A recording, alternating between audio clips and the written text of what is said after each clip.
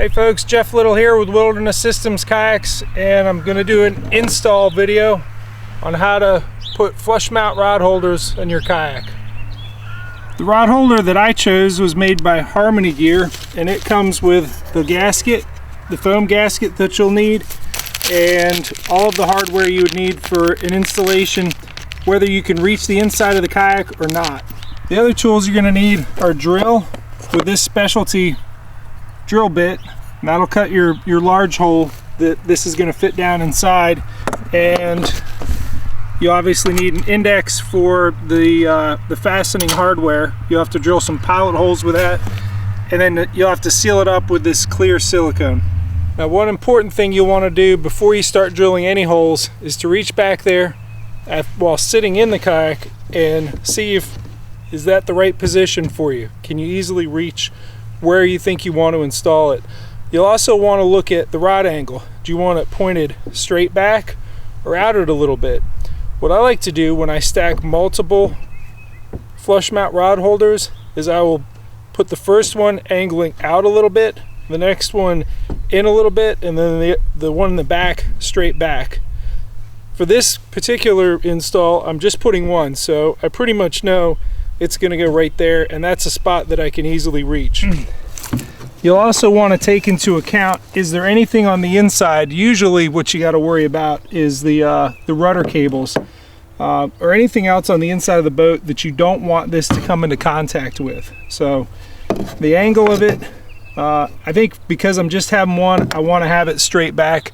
That way if I'm going underneath any trees or anything else that would catch on the rod, it's gonna pass under there without too much trouble. So all right, so it'll be pointed about like that, and I know that the face of this is going to be right about there. You do want to get the kind of hole cutter that has this drill bit in the middle. That keeps you centered on it.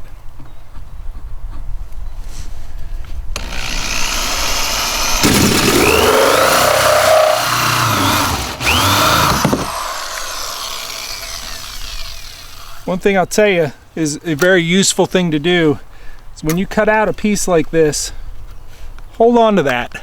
That little bit of plastic could be something that could be very valuable for you if you ever happen to punch a hole in the bottom of your boat and need to do some plastic welding.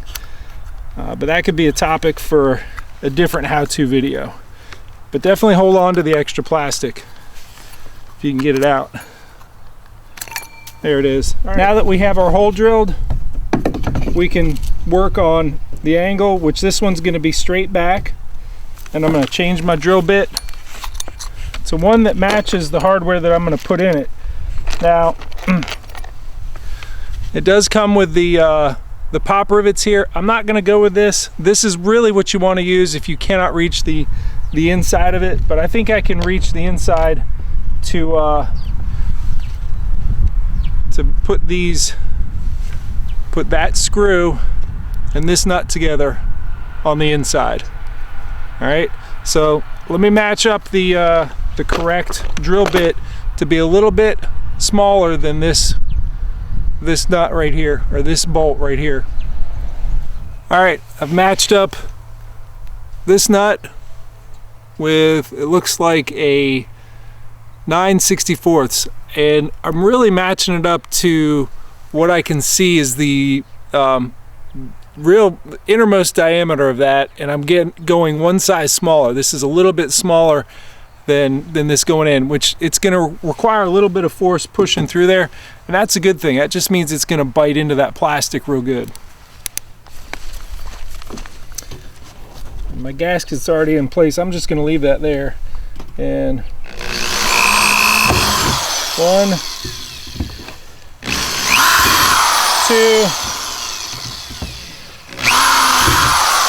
3.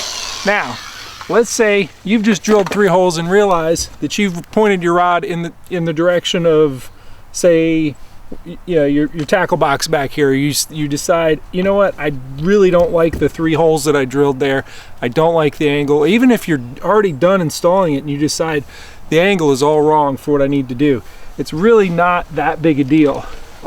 because you got this stuff. This stuff will allow you to uninstall everything, take it out, get some on there and seal it back up, and then drill your 3 holes really where they need to be.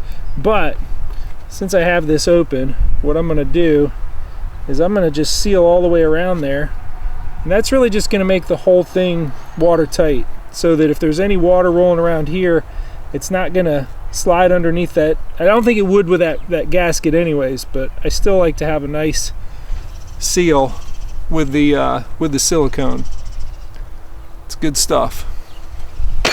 All right, we'll get this back on there and line up the holes. All right, now I need to get a screwdriver and we'll start driving these through there. All right, I have a ratchet ready with my bolt in there. I'll actually get that finger tight on the inside once this starts poking through there. But make sure I'm lined up. Get my gasket where it needs to be.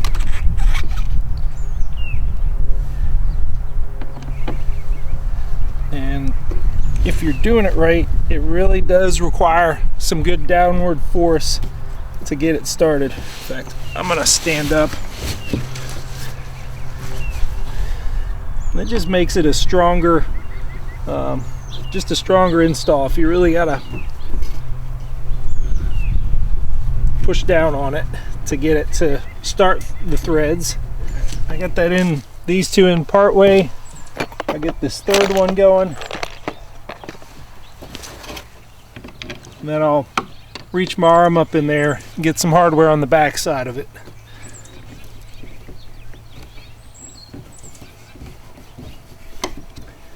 I really just need enough poking through that it that it'll grab. All right, I got these, and I'll show you where I'm accessing it. You got to be somewhat of a contortionist to do this, but you're going to reach all the way up through here. And this is exactly why they have the rivets. Oh, I got long arms, and I got it. There's one. All right, 2 more to go. All right, I got all 3 nuts on the inside there, and I will tell you, in order to really get it in there tight, you're gonna need someone's help. So I'm gonna grab one of my kids, and they're gonna hold the, they're gonna turn the screw from the top side while I hold this on the inside. All right, this is Cooper, and he's gonna help me with this screwdriver. I need you to come right over here, buddy. And when I get my arm up in there, what I need you to do is to turn that left. But wait till I get under there. I gotta get this on the nut on the inside. All right, you ready? Mm-hmm. Can I go? Yeah, hold on. All right, go ahead. Once that stops, once that gets harder, you're gonna stop because you don't want to do it too hard. And really the gasket is gonna do what it needs to do and keep it a secure fit. All right, go to the next one. Hold on. Hold on. Let me get it on there. All right, I'm on it. Go ahead, buddy. All right, that's good. That's loosening it. Yeah. No, you're tightening it. You're good. Okay, looking pretty good, man. Blow away all that dust. We got a little bit of the silicone goo on the side. We'll just smooth that out. And this sucker's ready for a fishing rod. Thanks for helping, buddy. Why don't you try it out?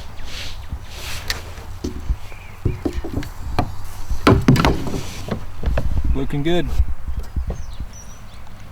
Now, if you do go the pop rivet method, you are going to need an additional tool here, and that's the pop rivet gun, which you slide the pop rivet gun on there, and it actually pulls this base up and what happens is that plastic piece kind of spreads out as it squashes upward, and that grabs it from the inside, and then this is eventually will break off. It'll just snap, and then you just have this piece showing on top, and that would be right there.